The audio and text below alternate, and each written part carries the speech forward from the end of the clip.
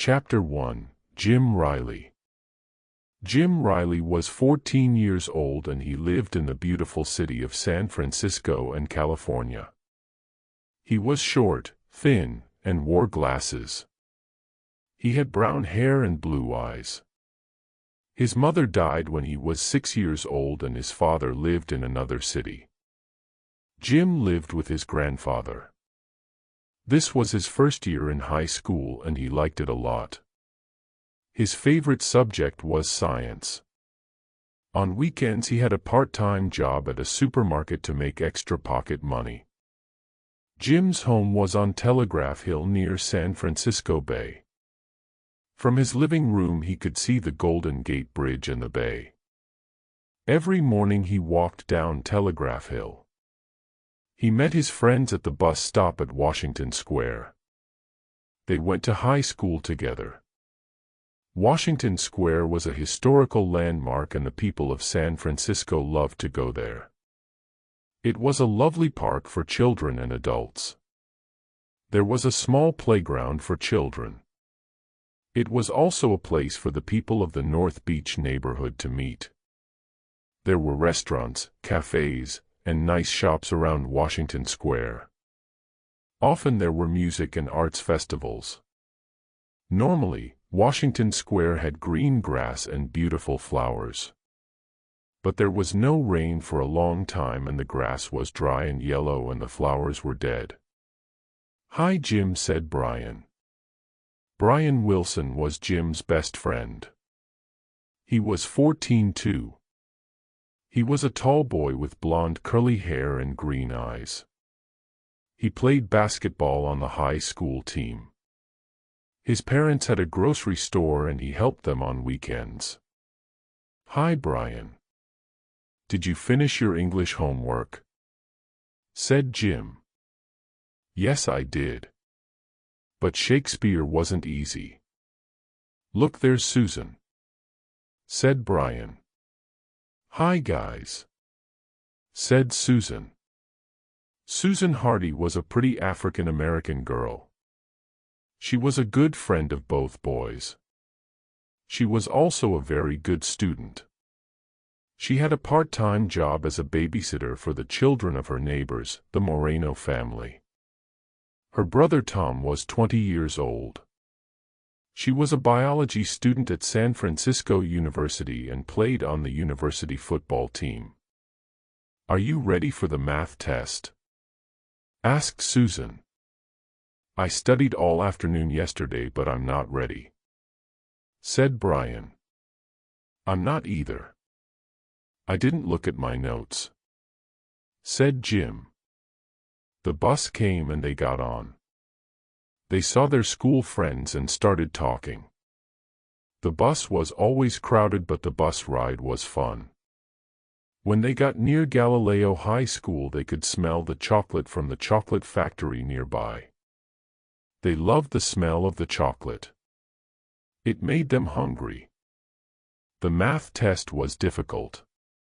The students were happy when it was finally lunchtime. They all went to the big school cafeteria. "Why is math so difficult?" said Jim.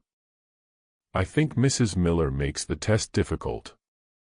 "Don't worry about the test and eat your lunch," said Brian. In the afternoon they had a long science lesson. It was very interesting. They studied chemistry in the school laboratory. They often did experiments with their chemistry teacher, Mr. Woods. They liked Mr. Woods. At 3:15 the school bell rang. It was time to go home and it was Friday. "What are you doing this weekend?" asked Brian. "I'm working at the supermarket tomorrow," said Jim. "But on Sunday I'm coming to see your basketball game. I hope we win," said Brian. "I'm working tomorrow as well at my parents' grocery store. It's always a busy day, but I'm free tomorrow night." "Well, I'm babysitting for the Moreno children all weekend," said Susan. "Do you want to go to the movies tomorrow night, Jim?" asked Brian. "Yes, that's a great idea," said Jim. "I'll phone you." Chapter 2. The Face at the Window. Jim walked slowly up Telegraph Hill. It was a foggy afternoon in February. Every day Jim walked in front of an old mansion. It was a mysterious wooden building with a big garden and a fence around it. Jim often looked at it and thought, "What's inside? Why doesn't anyone live here?" That afternoon he stopped in front of the gate. He looked at the garden and the trees. What a strange place.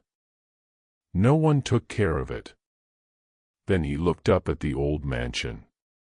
He looked at the window on the second floor. There was a face behind it. He felt cold. It was the face of a little girl with long dark hair. But no one lived in that mansion. Who was it? A ghost. Jim didn't believe in ghosts, but who was the girl at the window? She looked down at him. He continued looking at the window. Suddenly the face of the girl disappeared. Jim could not see well because it was very foggy. He decided to go home quickly. He walked in the door and into the living room. He saw his grandfather in the corner of the room. "Grandpa," he cried. "I saw a ghost." "What did you say?" asked his grandfather with a smile. "I saw the face of a little girl at the window of the old mansion. No one lives there. But I saw a girl. She looked at me." "Are you sure, Jim? It's a very foggy afternoon. Did you see her clearly?" "No one lives in the old Stewart mansion. It's about 100 years old. There's a strange story about it, but I don't think there are any ghosts." "What story? Please tell me," said Jim. "Well, Mr. Stewart was a very rich but very strange man. He was very interested in science and experiments. He had a lot of enemies. People thought his experiments were mysterious and sinister.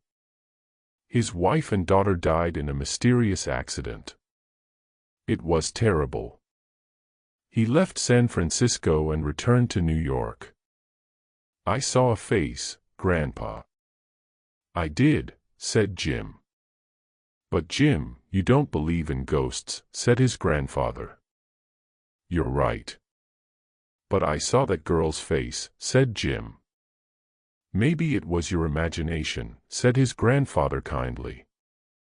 Jim went to his room and turned on the radio. He listened to some songs and then started doing his homework. The next day, Jim went to work at the supermarket. It was a busy day. A strange man with long hair and a silver earring came in. His clothes were old. Customers were usually friendly, but this man was not. He had an angry expression, paid quickly, and left. There was something strange about him. When Jim went home that evening, he phoned Brian. "Hi, how was your day?" "Very busy," said Brian. "Yes, mine too. Do you want to see that new science fiction movie on at the big screen movie theater? We can meet at 7 p.m. in front of the park," said Jim. "Okay, I'll see you then," said Brian, at Washington Square. "Don't be late." Jim left the house and started walking to the park. He stopped in front of the gate of the old Stewart mansion again. There was no one at the window. He stayed there a few minutes. It was windy and the big trees in the garden made strange noises. He looked at his watch. It was nearly 7 o'clock. He was late to meet Brian. Chapter 3. The Stewart Mansion. After the movies, the two boys went to eat an ice cream at Pier 39. It was a beautiful night. They stopped and looked at Alcatraz Island in the middle of San Francisco Bay. Jim told Brian about the face at the window. "What?" said Brian. "I don't believe it. I want to come with you next week. I want to see her too." "Really? That's great," said Jim. "It's a strange place. I'm always a little afraid when I go alone. Let's go together soon." On Monday after school, the two friends met Susan at the bus stop. They got on the bus. "Where are you going?" Susan asked. "Can you keep a secret?" asked Jim. "Why? Do you have a secret?" asked Susan. "Yes, I do," said Jim. "Is it about Jenny Lee's new boyfriend?" asked Susan. Jenny was a very popular girl in their class. Susan hoped Jenny Lee's new boyfriend wasn't Jim. He told her about the Stewart mansion and about the face at the window. Then he told his friends his grandfather's story about the mansion, the scientist, and the mysterious accident. "Scary," said Susan. "Old mansions always have ghosts. Can I come with you?" Jim smiled at her and said, "Of course, but promise not to tell anyone." Jim was happy that Susan wanted to come. Susan was pretty. "Hey, come on. It's our stop," said Brian. "Let's get off." It was 4:30 p.m. and it was a cold, sunny afternoon. The three friends walked up Telegraph Hill. When they arrived at the Stewart mansion, they stopped in front of the old gate. "What a strange place," said Susan. "It's cool," said Brian. They looked at the window on the window and said, "Of course, it's a great place," said Brian. They looked at the window on the second floor, but they saw nothing. They started talking and looking around. "Hey, do you smell anything strange?" said Susan. They stopped and smelled the air. There was a very bad smell in the air. "What is that smell?" asked Brian. "I don't know. It smells like rotten eggs," said Jim. "Yes, that's true. But where is it coming from?" asked Brian. Susan and Brian looked at Jim. Then they looked at the window on the second floor again. "Are you sure you saw a face, Jim?" asked Susan. Jim didn't know what to say. There was no one at the window now. "This is a scary place, but I don't see any ghosts," said Brian. "This smell is terrible," said Susan. "Let's go home and forget about the ghost." "It was probably your imagination, Jim." "Look," cried Jim. "There's yellow smoke over there." Near the bottom window of the mansion, they saw strange yellow smoke in the air. "Wow. You're right," said Susan. "What's happening here?" said Brian. "It smells like a dead body. Maybe there's a dead body in the mansion." "Maybe this is a secret cemetery," said Jim. Brian's face became white. The three friends looked at each other. "A secret cemetery?" they said softly. They were curious but terrified at the same time. No one knew what to say. "Oh, please, let's go home. This place frightens me," said Susan. "There's something strange happening here," said Brian. They agreed to leave and went to Jim's house to listen to his new CDs. They sat in Jim's room and talked about the mansion. Then Susan suddenly said, "Hey, there's the big Chinese New Year parade this Saturday night. I'm taking the Moreno children. It's always lots of fun, said Jim. I'm going to go. Me too, said Brian. Chapter 5, A Mysterious Magician. Jim heard the voice of a child in the fog. Help! Help! It was a cold night. Jim stood in front of the Stewart mansion. There was fog everywhere. The voice came from inside the mansion. He didn't know what to do. He wanted to help the child, but he also wanted to run away. Suddenly he felt a hand on his arm. For a moment his heart stopped. He could not turn around. He was too scared. An angry voice behind him said, "What do you want?" Jim turned around slowly. He saw a big man with long dark hair and angry eyes. It's the same man I saw at the supermarket 2 weeks ago, he thought. He was about 50 years old. He had a silver tooth and it shone in the dark. He also had a silver earring. He was awful. "Well, what do you want here?" Jim looked at him and said, "Nothing. Nothing. Who are you? Don't ask questions. Stay away from here. I'm a dangerous man. I eliminate problems and you're a problem. Go away now."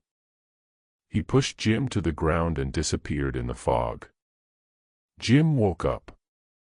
He was scared. Phew. It was only a dream, he thought. He looked at his alarm clock. It was 3 a.m. The next day Jim, Brian, and Susan went back to the mansion in the afternoon. They went to the basement window. No one was there. But there was a big black book on one of the tables. "Someone was here last night or this morning. There's a book on the table." "It wasn't here last night," said Jim. "You're right," said Brian. "And who has the keys to the mansion?" asked Susan. "That's a good question," said Brian. The days passed and something else happened. The grass in Washington Square was green again and there were flowers. Everyone in the neighborhood was surprised and happy. Jim talked with his grandfather about this. "Grandpa, it's amazing. Washington Square is beautiful again. The grass and the flowers are growing. But how? There's no rain. How can grass and flowers grow without water?" said Jim. "You're right. It's strange. There's no rain but the grass is growing," said Grandpa. "There's an article in today's newspaper about it." Jim started reading San Francisco Gazette, Washington Square.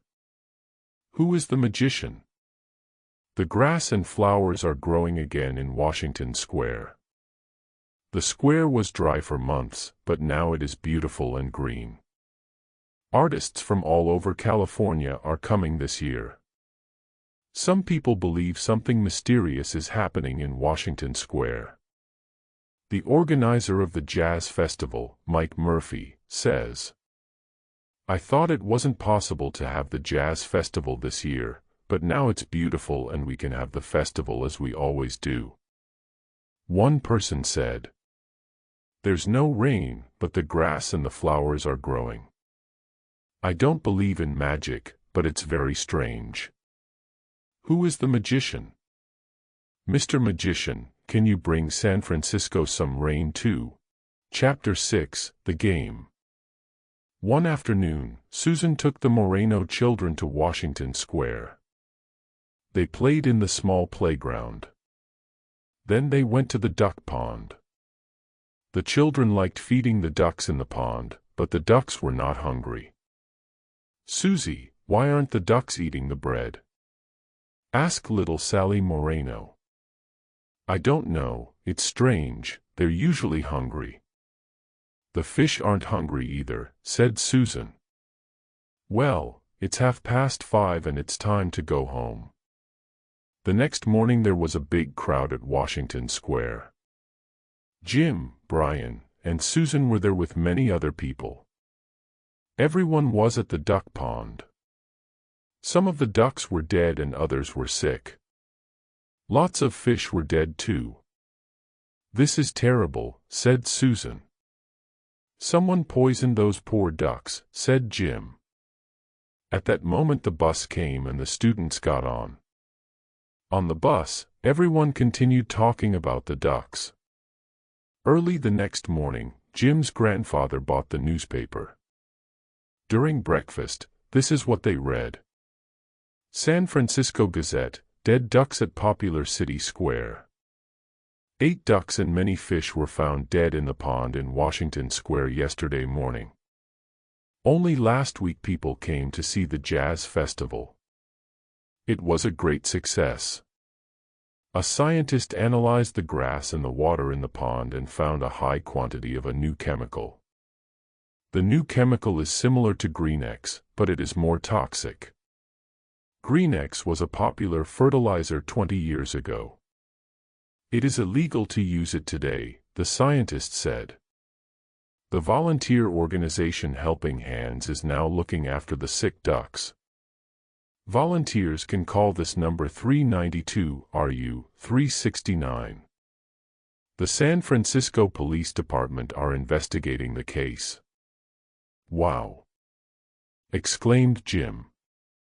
"This mysterious new chemical is responsible for the green grass. So someone created a new fertilizer and it is toxic." "What irresponsible people," said Jim's grandfather. "Think of the children. They play in Washington Square." On Thursday evening, Jim and Brian were at Susan's house. "This fertilizer thing is so strange." "Maybe it's a mad scientist," said Brian. "Maybe they can make a lot of money with this new fertilizer," said Jim. "Yes, a lot of money. And they'll poison all the animals," said Brian. Susan was quiet for a few minutes. Then she said, "I want to solve this mystery. I think there's a connection between the Stewart mansion and this fertilizer, but I don't know." On Friday evening, Susan went to see her brother's football game. It was San Francisco University versus Monterey University. Tom was a good player. The stadium was almost full. Susan found a good seat to watch the game. Susan liked football games. She always went to watch her brother play. It was a cold night and she put her hands in her pockets. "I'm glad I have a warm jacket," she thought. Then she looked at her watch. It was almost 8:30. It was time for the big game to start. She was excited. Suddenly, 2 people behind her started talking about Washington Square. But she could not hear all of their conversation because there was lots of noise. She listened carefully. "These people know something," thought Susan. She continued listening, but she did not look at them. "It's illegal." "But the experiment, almost finished," said one voice. "All right."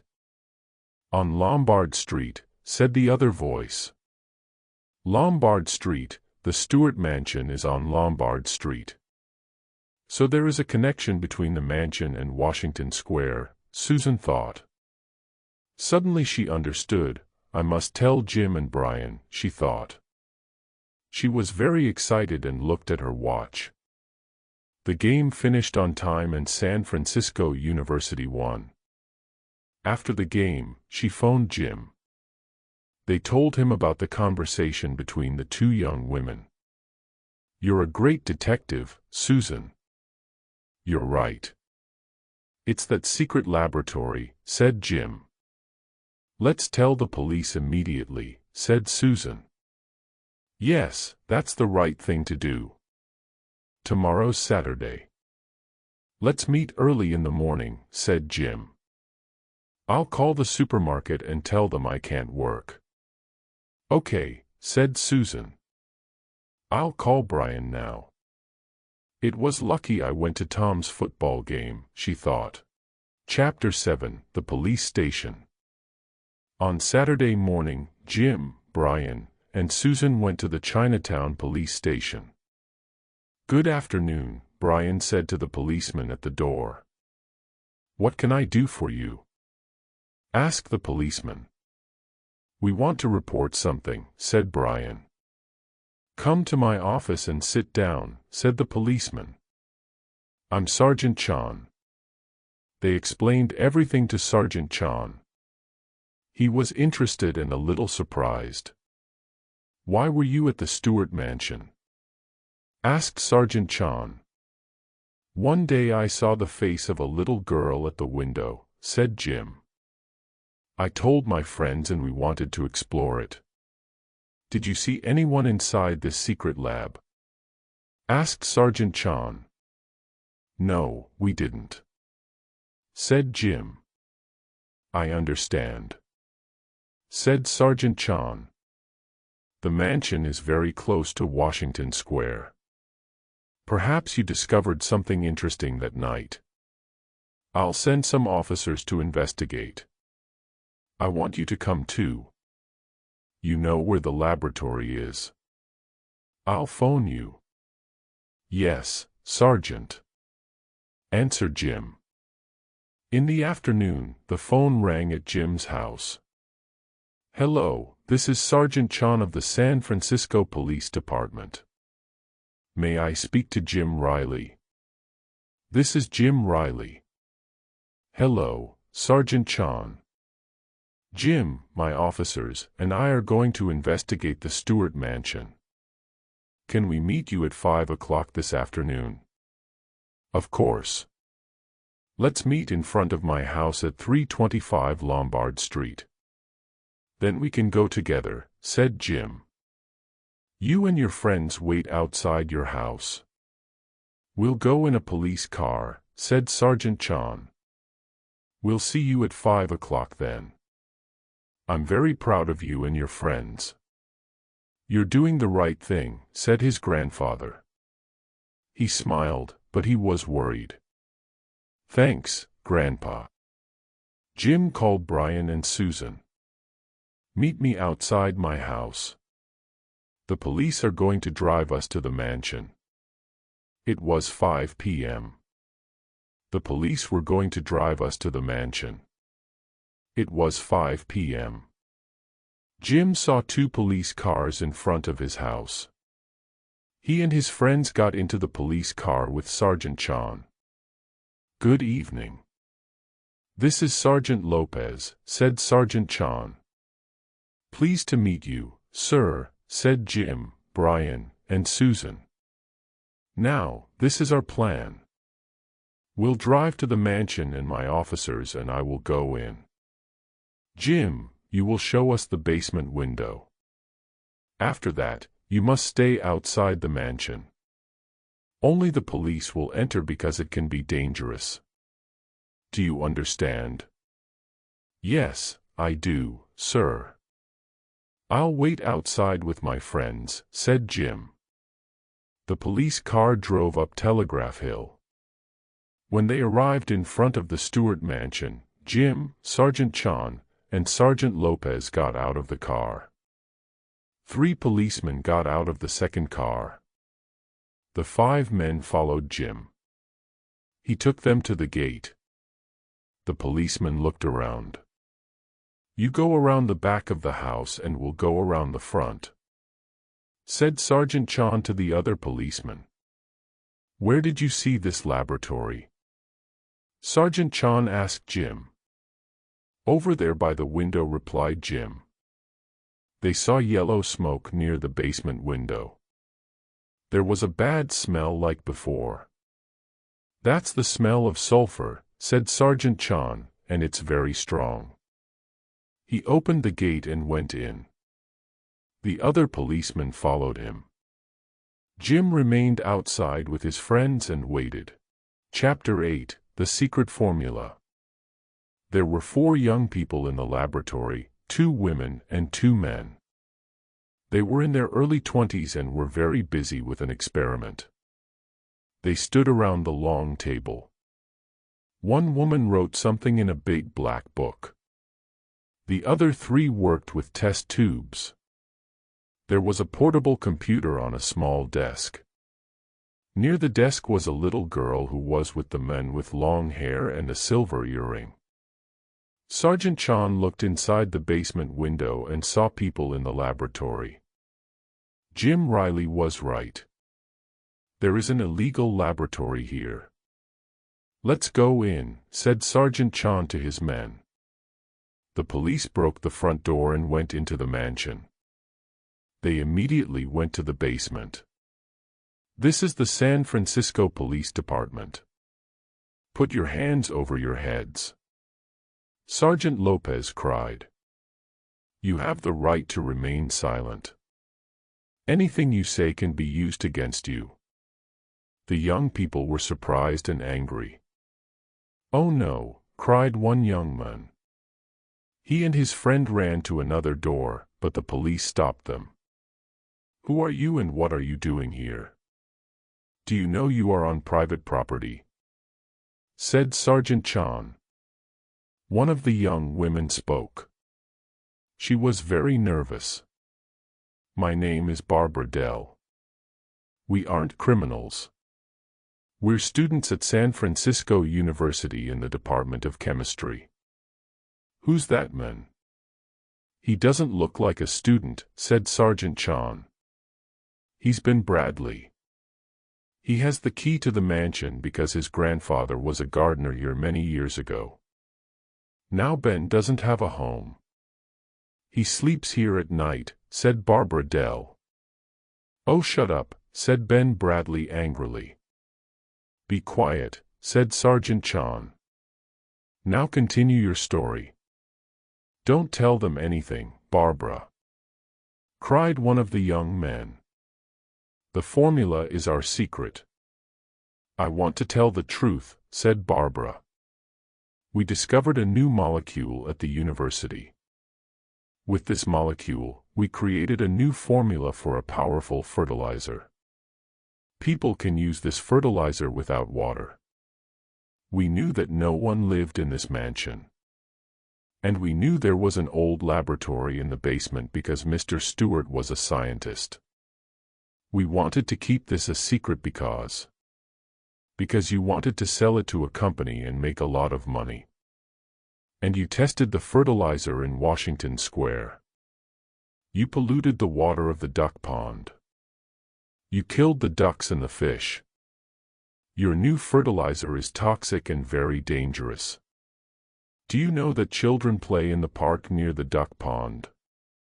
Asked Sergeant Chan angrily. We didn't want to pollute the water in the pond or the grass in the park, said one of the young men. You just wanted to test the new fertilizer. And you decided to test it in a public park. Didn't you think about the people and the wildlife? You 4 must come with us to the police station, said Sergeant Chan. We will also take all the chemicals you are using in this laboratory. The little girl at the desk was scared and started crying. She ran to Barbara Dell. Who is she? Asked Sergeant Lopez. She's my little sister. I bring her here sometimes, said Barbara. Then the policeman, the university students, and Ben Bradley came out of the mansion. Jim, Brian, and Susan were outside. When Jim saw Ben Bradley, he was very surprised. It's the man from the supermarket, he thought. The little girl looked at Jim. Well, she's not a ghost. She's real, he thought. Sergeant Chan smiled at Jim, Brian, and Susan and said, You helped us a lot. Thank you. Come to the police station tomorrow and I'll explain everything. Thank you again. The police cars drove away. The next day, the 3 friends went to talk to Sergeant Chan. Those university students were very intelligent, said Jim. They created a new formula. Yes, but they were also very irresponsible. We found many illegal chemicals in that basement. Those chemicals are very toxic. Now we must close Washington Square for a few weeks. There will be a lot of work for our chemical experts, said Sergeant Chan.